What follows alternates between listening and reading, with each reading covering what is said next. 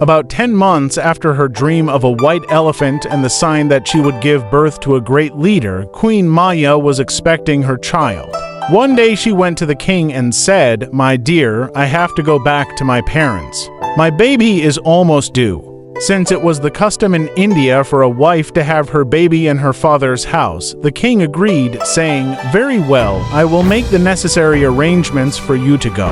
The king then sent soldiers ahead to clear the road and prepared others to guard the queen as she was carried in a decorated palanquin. The queen left Kapilavatthu in a long procession of soldiers and retainers headed for the capital of her father's kingdom.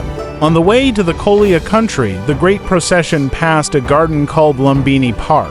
This garden was near the kingdom called Nepal, at the foot of the Himalayan mountains. The beautiful park with its sala trees and scented flowers and busy birds and bees attracted the queen. Since the park was a good resting place, the queen ordered the bearers to stop for a while. As she rested underneath one of the sala trees, her birth began and a baby boy was born. It was an auspicious day. The birth took place on a full moon, which is now celebrated as Vesak, the festival of the triple event of Buddha's birth, enlightenment, and death in the year 623 BC. According to the legends about this birth, the baby began to walk 7 steps forward, and at each step a lotus flower appeared on the ground. Then, at the 7th stride, he stopped and with a noble voice shouted, "I am chief of the world.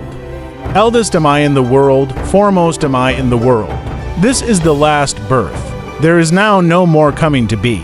After the birth of her baby son, Queen Mahamaya immediately returned to Kapilavatthu. When the king learned of this, he was very happy, and as news of the birth of the long-awaited heir spread around the kingdom, there was rejoicing all over the country.